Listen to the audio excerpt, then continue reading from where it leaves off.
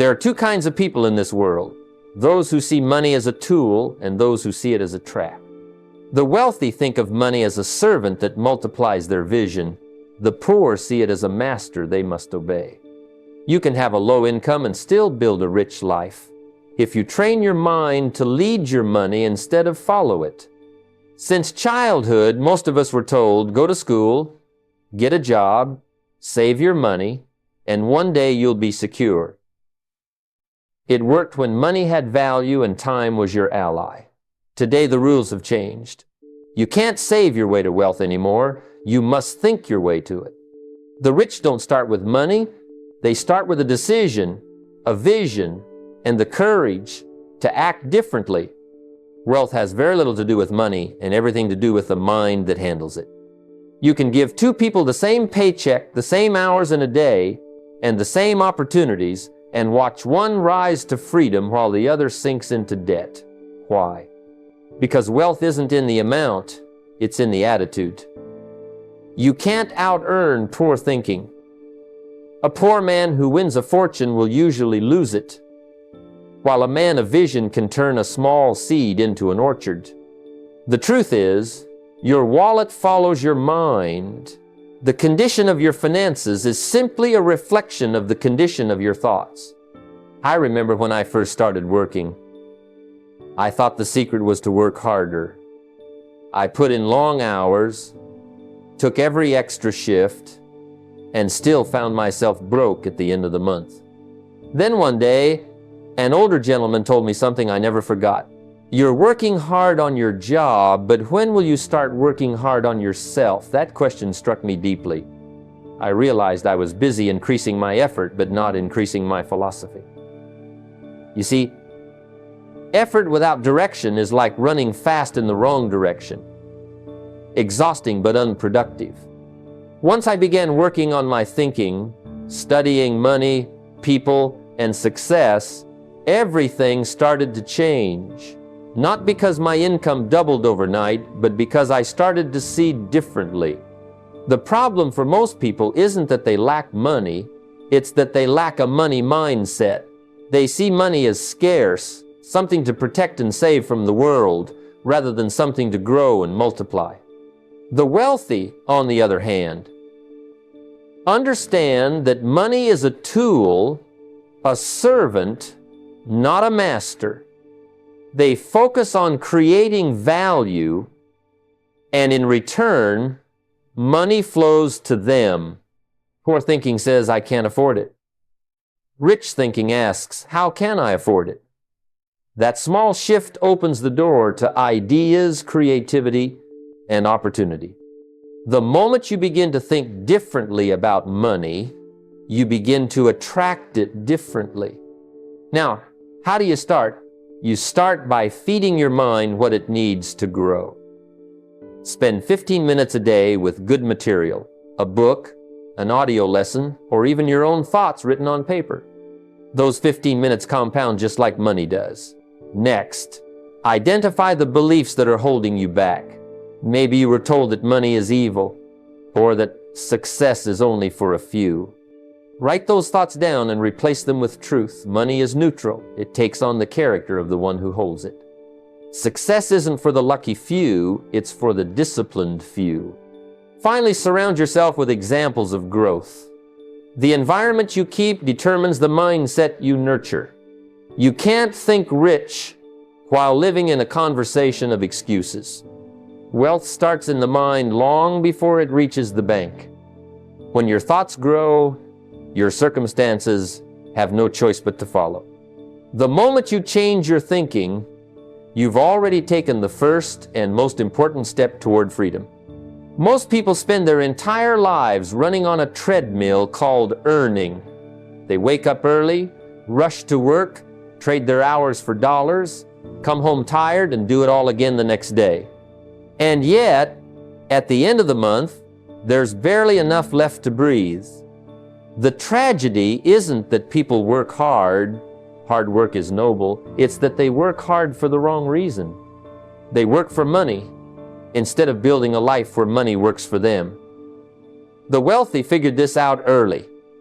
A job may give you income, but it won't give you freedom. Freedom only comes when your money starts to move, grow, and multiply while you sleep. I once worked at a job where every Friday felt like a rescue mission. The paycheck would arrive just in time to save me from the bills I'd created the week before. I thought I was doing everything right, show up, work hard, stay consistent. But then I noticed something. The people truly living free weren't the ones working longer hours. They were the ones who owned something, a business, a piece of land, an investment. They didn't trade time for income. They traded ideas for opportunity. That's when I realized wealth isn't built by effort alone. It's built by ownership. The rich don't see money as an end. They see it as a seed. They don't ask, how much can I earn? They ask, how can I make what I earn more? That's the shift from employee thinking to ownership thinking. An employee looks at a paycheck and spends it. An owner looks at that same amount and asks how to multiply it. It's not about the amount, it's about the mindset. $10 can disappear or become the foundation for something greater depending on who's holding it. You don't need to be rich to start thinking this way. Start where you are. If you can solve a small problem for someone, you can start a small business. Could be as simple as selling a product online, offering a service, or investing in something that grows. The point isn't the size of the venture, it's the habit of creation. Every time you take what you earn and direct it towards something that builds value, an asset, a skill, an idea, you're teaching your money how to work. Now you might say, but I don't have much to invest. That's fine. Start small, but start now. The discipline is more important than the dollar amount. Take 10% of what you earn, no matter how small, and invest it in something that appreciates. Dividend stocks, real estate, even digital assets that can produce income. Over time, your money begins to grow roots. That's when freedom starts. Not when you have more money, but when your money starts to earn on its own. The truth is, money is an obedient servant, but a cruel master. If you work for it your whole life, it will keep you busy but never free. But if you learn how to make it work for you through ownership, leverage, and smart investing, it will serve you faithfully for years to come. Freedom doesn't come from the size of your paycheck. It comes from the wisdom of how you use it. When your money begins to move without you, you've entered the realm of true wealth. Most people hear the word budget and immediately feel restricted. They think of sacrifice, of saying no to what they want. But that's the wrong way to look at it. A budget isn't punishment, it's preparation. It's not about limiting your life, it's about leading it. A budget is simply a way of saying, I respect my future enough to plan for it. Because the truth is, if you don't tell your money where to go, you'll always wonder where it went. I remember early in my career when I finally started making a little more money. For the first time, I thought I could relax financially. But strangely, even though my income doubled, my stress didn't go away, it grew. Why? Because my spending grew faster than my earnings. I had more coming in, but also more going out. That's when I realized earning more money won't solve your problems if you don't have a plan. Without direction, money flows away from you like water through open fingers. But with purpose, even a small stream becomes a mighty river. A budget is your declaration of control. It's you saying, I'm in charge here. It's a plan for how your money will serve you today and tomorrow. When people say budgeting feels restrictive, what they really mean is that they've confused freedom with impulse. Real freedom doesn't come from doing whatever you want in the moment. It comes from knowing your future is secure. The wealthy understand that. They don't spend emotionally, they spend intentionally. Every dollar has an assignment to grow, to protect, to serve. When you create a budget, you're not saying no to enjoyment, you're saying yes to priorities. You're saying yes to the house you'll own one day, the investments you'll build, the peace you'll enjoy.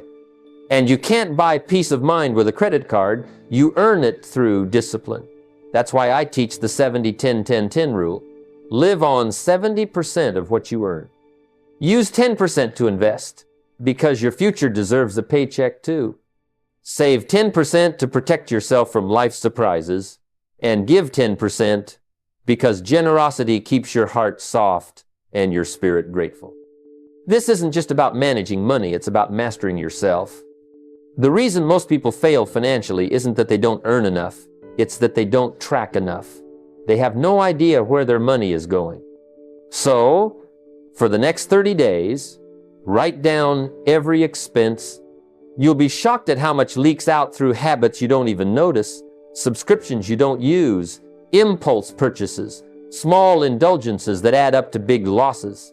Once you see where your money goes, you can begin to redirect it toward what matters most. And finally, remove emotion from the equation. Discipline beats desire.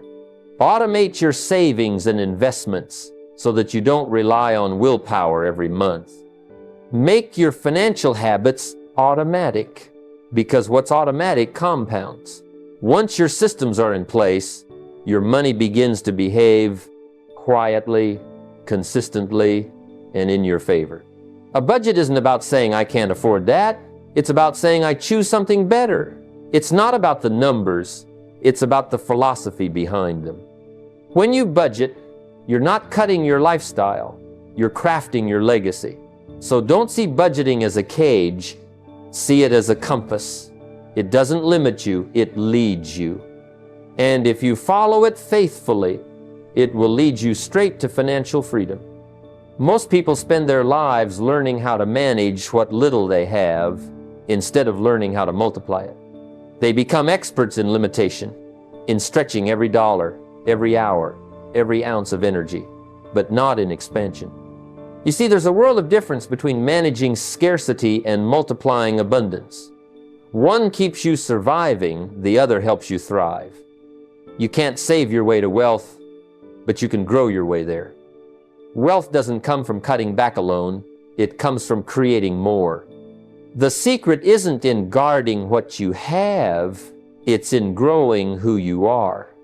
I remember a young man who once asked me, how do I manage my small paycheck? I told him the question isn't how to manage it, it's how to make sure it doesn't stay small. That's where most people get stuck. They think wealth is about control, but true wealth is about creation. You can't squeeze abundance out of limitation. You have to expand your capacity to earn, to invest, and to think. That's why the wealthy focus less on managing money and more on multiplying it through compounding, growth, and leverage. Compounding is one of the most powerful forces in the world, not just in finance, but in life. When you put a little to work consistently, over time it grows into something significant. The same is true for skills and relationships. Every time you read a good book, listen to an insightful mentor, or improve your craft, you're planting seeds that multiply your future value. The problem is, most people stop sowing after they see no immediate harvest. But wealth isn't built in a day, it's built daily. The wise don't wait for perfect conditions to start multiplying. They start small and let time do the heavy lifting. Start by investing a small amount each month, even in a simple index fund. It's not the amount that matters, it's the discipline. Over time, consistency turns into capital. But remember, compounding doesn't just apply to money, it applies to personal growth. Every new skill you master multiplies your earning capacity. Every relationship you nurture multiplies your opportunities. So ask yourself, what can I learn this quarter that will make me more valuable next quarter? In my early years, I learned that wealth isn't something you chase, it's something you attract by the person you become. When you grow, your income grows with you. But when you stay the same, your results do too. That's why I often say, Work harder on yourself than you do on your job, because your job can make you a living, but personal growth can make you a fortune. And there's another multiplier most people ignore: relationships. You can't build great wealth in isolation. You must be connected to people who challenge you, teach you, and stretch you beyond your comfort zone. Surround yourself with those who talk about opportunities, not obstacles. Find people who inspire you to think bigger, act faster, and live wiser. Because your environment determines your expansion. So, don't just learn to manage money, learn to multiply it. Don't just organize your time, invest it. Don't just survive on what you have, grow into what you can become. Management keeps you afloat, multiplication sets you free. The difference between scarcity and abundance isn't luck, it's philosophy. One asks, how can I make this last? The other asks, how can I make this grow? And if you'll commit to growth in your money, your mindset, and your relationships, the day will come when your life compounds beyond what you ever imagined. Because the real miracle of wealth isn't found in numbers, it's found in the habit of multiplying what you've been given. The greatest mistake people make is believing that wealth is found in what they own. But the truth is, everything external, money, possessions, even titles, can disappear. What can't be taken from you are your skills, your knowledge, and your ability to create value wherever you go.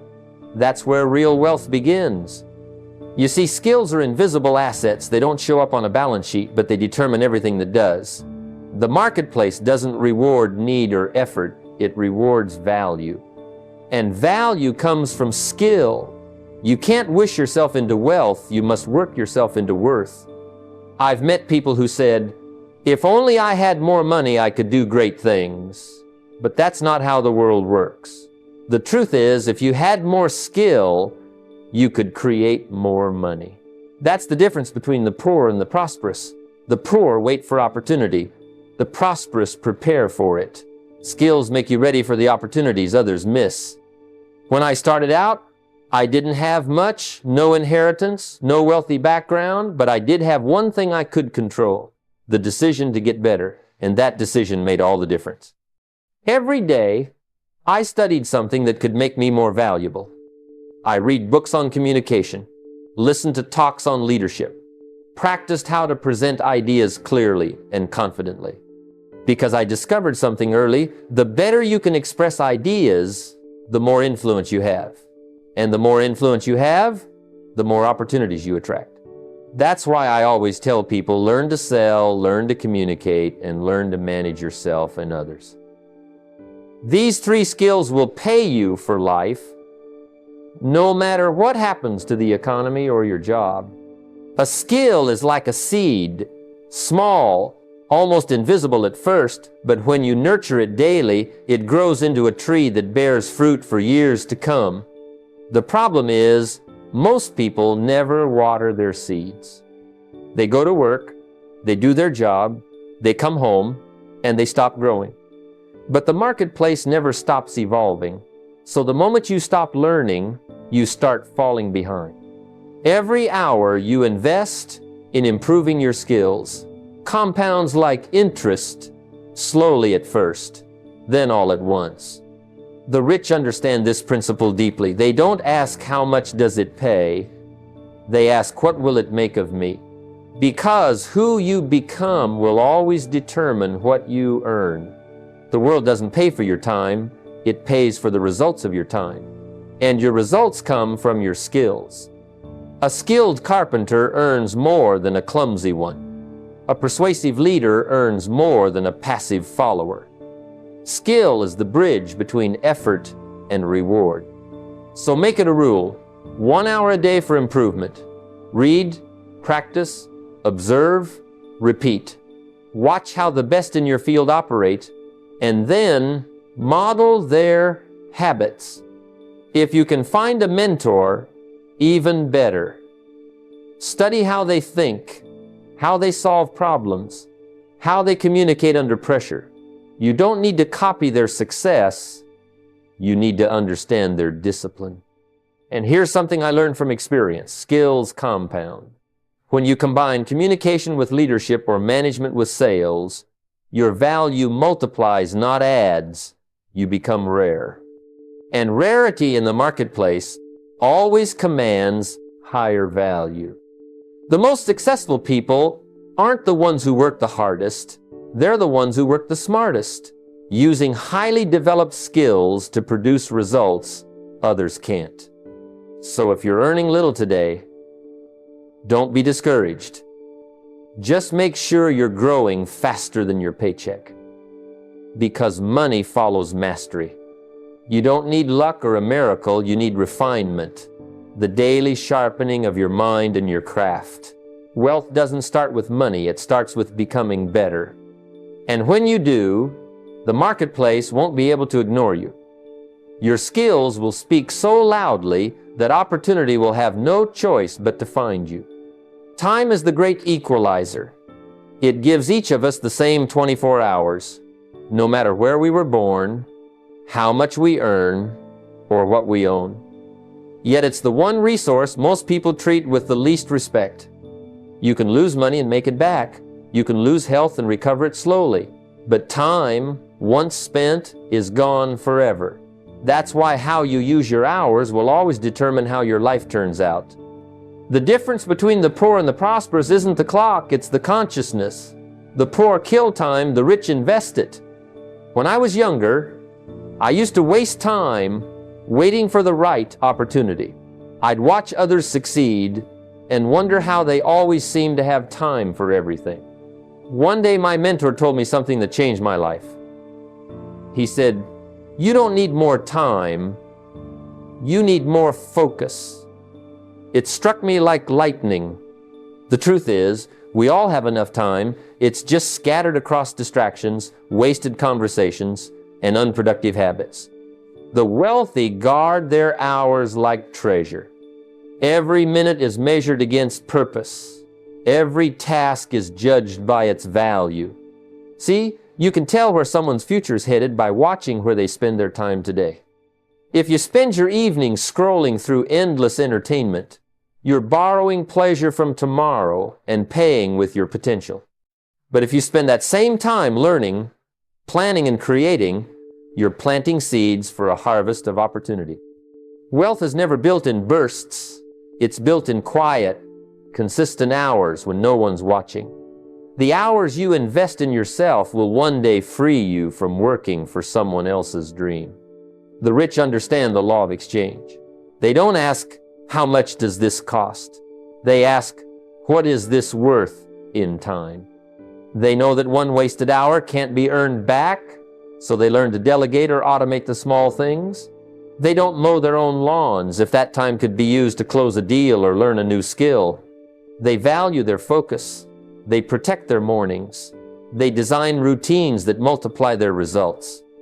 And that's what you must do too. Stop trading precious hours for trivial comforts. Every time you choose convenience over creation, you're selling your potential at a discount. Block 2 hours every day, just 2, for growth. That's all it takes to change your financial life. Use that time to learn something valuable, to build something small, or to create something that outlasts the day. Turn off the noise, close the distractions, and give yourself the gift of concentrated effort. You'll be amazed what you can produce when your attention is undivided. Track your time like you track your money. Write down how you spend your hours for a week. Most people will find they spend more time reacting than creating. The rich reverse that. They act more than they react. Their schedule reflects their priorities. They don't let the urgent rob the important. They start their day with intention, reading, exercising, planning, before the world demands their attention. When I began to manage my time like that, everything changed. My income grew not because I worked harder, but because I worked smarter. I stopped filling my day with low-value tasks and started focusing on what really mattered: growth, contribution, and results. Remember, you don't get paid by the hour, you get paid by the value of the hour. Make your hours more valuable by making yourself more valuable. So, use your time like the wealthy. Treat every day like a bank account that resets at midnight, because it does. Each sunrise gives you 86,400 seconds. Spend them with purpose, or they'll vanish into regret. Guard your time like gold, invest it with wisdom, and watch how life begins to pay you back, not just in money, but in freedom, fulfillment, and legacy. Discipline is the quiet force behind every success story, the unseen bridge connecting intention with achievement. Most people think wealth is born from luck, opportunity, or genius. But the truth is far simpler. It is born from repeated, consistent action over time. I've seen countless individuals with brilliant ideas and big dreams never make a cent simply because they lack the discipline to follow through. On the other hand, I've seen ordinary people with modest beginnings build extraordinary lives because they showed up day after day doing the small, often unglamorous tasks that compound into freedom. When I was starting out, I didn't have large opportunities handed to me. I had a job, a small income, and dreams bigger than my wallet.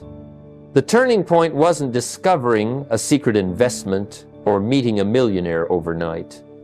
It was learning to create structure in my life, to set clear goals, write them down, and commit to daily actions that aligned with those goals. Every time I saved a little, invested a little, or studied a little, I reinforced the habit of discipline. I realized that without discipline, motivation alone is fleeting. Motivation comes and goes like the weather, but a structured routine endures through storms. Discipline begins with clarity. You must know what you want before you can consistently act toward it. I encourage you to write down your financial goals, not vaguely, but with exact numbers and deadlines. Break them into actionable steps. Decide, for example, that each month you will save or invest a set percentage, and then automate it. Let your systems do the work while your mind focuses on growth. Review your goals weekly, and let the act of tracking progress become a reward in itself. Every small success reinforces the habit of discipline and strengthens your resolve. I've also learned that discipline multiplies when it's paired with accountability. Knowing that someone else is aware of your commitments adds weight to your actions and fuels persistence. It's not enough to intend, you must act, review, and adjust consistently. Progress, no matter how small, fuels further discipline, and over time, these actions accumulate into real results. Discipline isn't about restriction, it's about freedom. Each consistent habit you form builds a layer of independence from debt, from dependency, and from the whims of circumstance. The more disciplined you become in managing your time, money, and energy, the more your options expand. You begin to realize that true freedom isn't in chasing each opportunity impulsively, but in creating a life where your daily choices align with your long-term vision.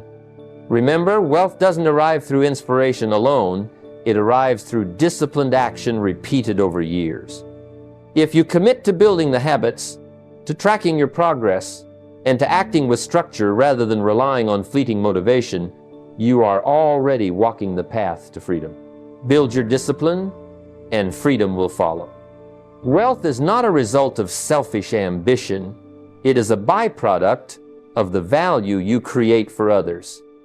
I've often observed that those who focus solely on what they can get find their path blocked, while those who focus on what they can give see doors open in ways they never imagined. Money follows value, and value begins with service. The marketplace rewards those who make life easier, better, or more enjoyable for others. Think about it.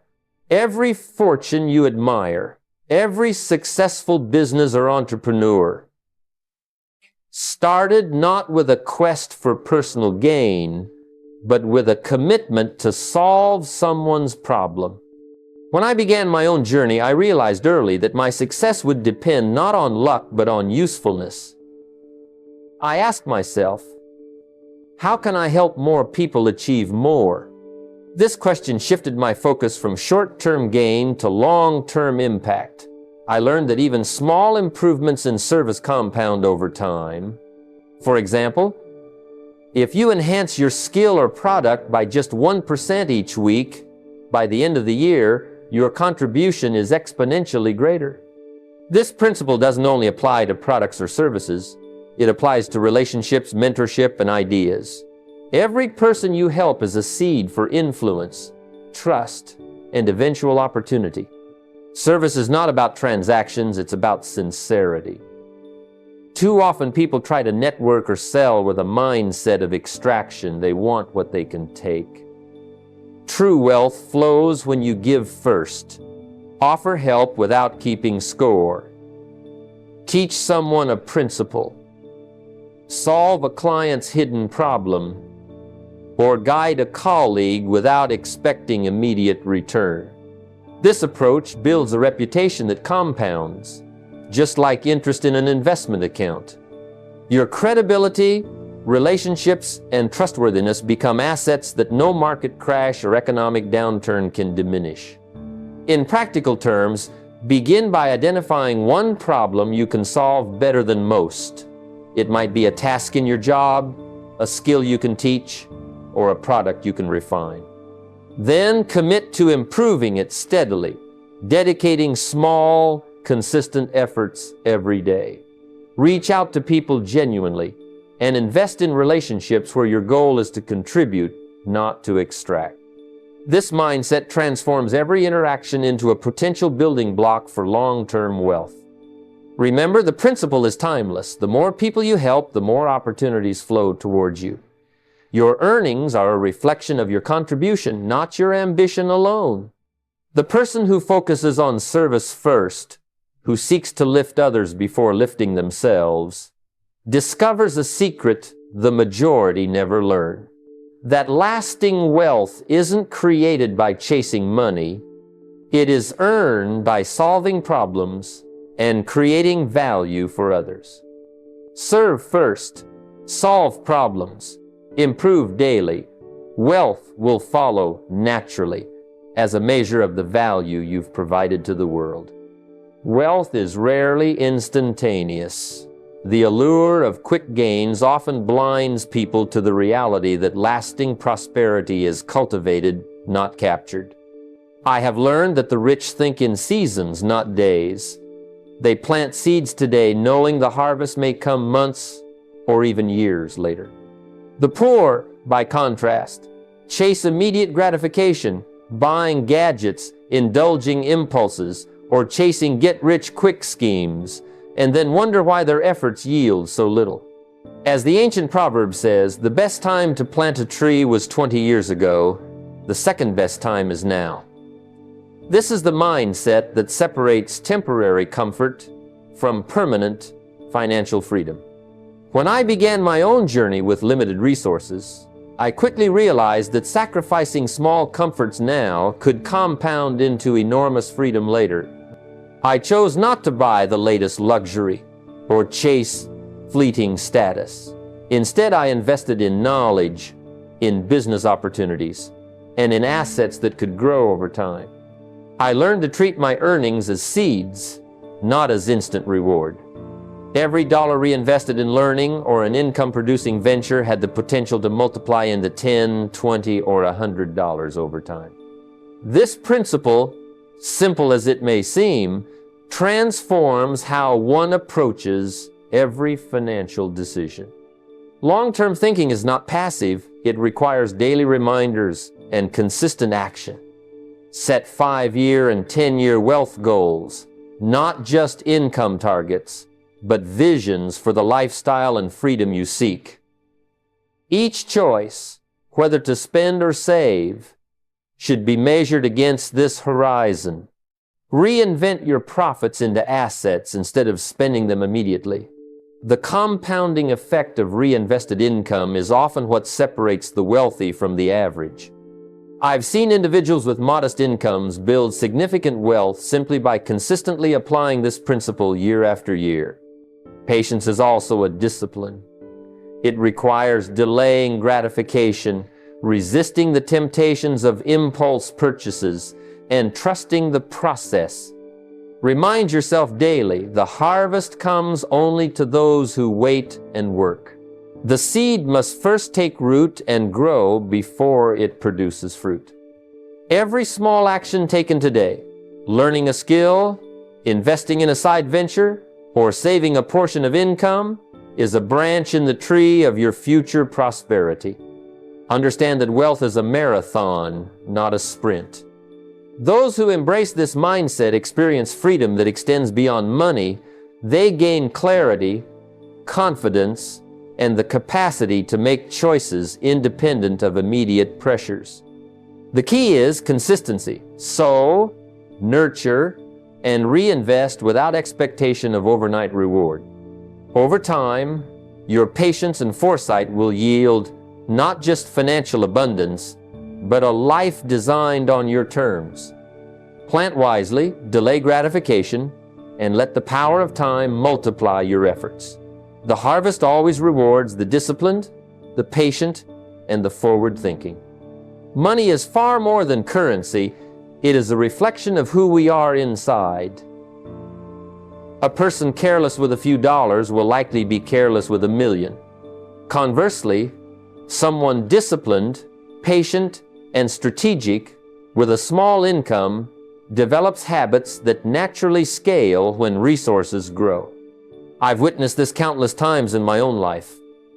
Early in my career, I had very little, yet I treated every rupee as if it were 1,000.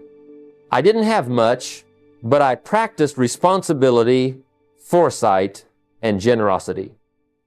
Those same habits, repeated day after day, laid the foundation for the financial freedom I enjoy today.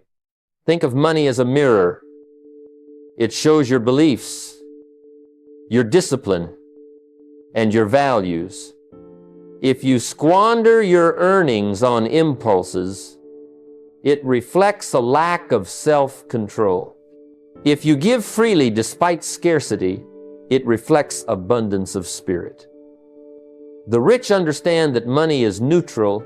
It's the habits and choices we apply to it that determine the outcome. This is why wealth is not about income alone. It is about behavior, mindset, and consistency. Those who train themselves when resources are limited gain an edge over those who wait until abundance arrives. Strategy matters. Treat your small income as a training ground. Every rupee is an opportunity to strengthen habits of saving, investing, and giving. Keep meticulous records of your spending and income. Weekly tracking is not busy work, it cultivates awareness. Awareness brings control, and control fosters growth. I remember a time when I started tracking every penny. Not to restrict myself, but to understand patterns and redirect resources toward opportunities that multiplied. The clarity that came from this simple habit transformed my financial trajectory. Generosity is another key element. Even when funds are tight, giving a small portion, whether to charity, family, or someone in need, teaches gratitude in the flow of wealth. I've found that money circulated in a purposeful way often returns multiplied. These acts, when compounded with wise financial management, reinforce a mindset of abundance. So, no matter how small your income, act as if you already have wealth. Cultivate discipline, awareness, and generosity. The money you handle today is the mirror that will reflect your financial future. Build habits now that serve you when abundance comes. Remember, wealth is the result of repeated behaviors, not luck or inheritance. Treat every rupee as training, and you will create a life where money works for you, not against you. Many people fall into the trap of spending to impress. They buy the flashy car, the expensive watch, or the newest gadget to signal status to the world.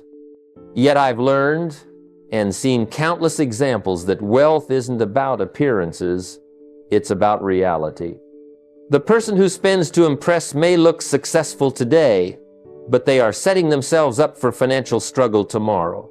True wealth is built quietly, deliberately, and often unseen by the crowd. The rich, on the other hand, focus on progress, not perception. They think long-term and invest in things that grow value, not ego. Think about it. Every rupee spent on vanity could instead buy an asset that produces income or appreciation. I remember early in my life, I longed for a fancy suit that everyone would notice, but I delayed the purchase and instead invested that money in a small course to improve my sales skills. That course didn't make me look rich at the moment, but the knowledge it gave me multiplied my earnings far beyond the cost of the suit. This is the principle. Invest to progress, not spend to impress. It's a mindset shift from short-term gratification to long-term freedom. Strategy is clear. Evaluate every major expense before opening your wallet. Ask yourself, will this purchase increase my financial independence or merely signal success to others? Most of the time, it's the latter.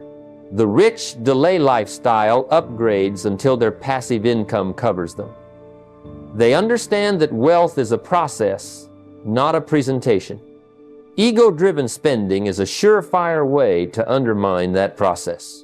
Practical steps make this philosophy actionable. First, pause before each big purchase and honestly assess its impact on your financial future. Second, automate your investments so that any increase in income first goes to assets, not luxuries. Third, redirect the urge to inflate your lifestyle toward buying income-producing assets, stocks, real estate, intellectual property, or small business ventures. Over time, these decisions compound, creating freedom that no flashy purchase ever could. I've seen people who once earned modest incomes but avoided the temptation to overspend. By keeping their focus on progress rather than perception, they built financial security and independence. Meanwhile, those who chased appearances often found themselves in debt, trapped by the very image they wanted to project. Wealth is created by thinking rich before you have riches, by investing in value rather than vanity. Remember, every purchase is a vote for the life you will live. Spend to impress, and you vote for debt and stress. Invest to progress, and you vote for freedom and opportunity. This principle is simple, yet most people ignore it. Master it, and you begin the journey of building wealth that lasts, not wealth that merely looks good. Wealth is not created by the size of your paycheck. It is created by the consistency of your percentages. Many people believe that earning more is the path to financial freedom. I've met individuals earning high salaries who live paycheck to paycheck because they focus on the total, not the portion. Meanwhile, someone earning far less, but consistently allocating percentages to growth, ends up far ahead. The secret isn't in earning, it's in how wisely you divide and deploy what you have. As the old saying goes, little by little, a little becomes a lot. This is the principle of percentages over paychecks. Think about it. If you invest 10% of a modest income faithfully every month, over time, that small fraction compounds in ways that no paycheck alone can achieve. Early in my life, I began allocating a fixed percentage of my earnings to investments, even when my total income was limited. It was uncomfortable at first, skipping some short-term pleasures, but I treated it as a law rather than a suggestion. Over the years, That small disciplined habit compounded into opportunities I could not have bought with any single paycheck. This is the power of percentages. They work regardless of how much or how little you earn. The strategy is straightforward. Make your percentages automatic and habitual. Start with 10% invested each month, increase it gradually over time, and never touch it unless for strategic growth. Give consistently, because generosity strengthens the flow of wealth. And set aside a percentage for learning. Knowledge compounds faster than money. The principle is to train your mind and money together, aligning your habits with long-term abundance rather than short-term gratification. Practical steps make this principle actionable. Begin by establishing a system where a set percentage of your income is allocated automatically to investing, giving, and education. Reinvest dividends and profits, allowing compounding to do the heavy lifting for you. Track your net worth, not just your income. Your paycheck may fluctuate, but the percentages create predictable, steady growth. Over time, this disciplined habit transforms small earnings into substantial wealth. I've observed countless people focus solely on income and ignore percentages, only to find themselves in financial stress despite high salaries. The wealthy, however, understand that a modest income, wisely divided and consistently deployed, multiplies far beyond any windfall. The lesson is clear. Wealth is built by percentages, not paychecks. A consistent habit of allocating fractions of your income wisely builds a fortress of financial independence that grows quietly and steadily, far outlasting the fleeting satisfaction of a large, unchecked paycheck. Remember, it's not about how much comes in, it's about how much you direct, multiply, and protect. Wealth created this way is unstoppable. Ladies and gentlemen, the path to wealth is not paved by big paychecks or sudden windfalls. It is built by consistent, disciplined action, by percentages wisely allocated, and by a mindset that values growth over comfort. Start today. Invest a portion of what you earn, dedicate time to learning, and serve others with excellence. Let your habits shape your future, not your circumstances. Wealth is a journey of patience, persistence, and purpose. Commit now to think differently, act deliberately, and build a life where your money works for you and your efforts create freedom that lasts a lifetime.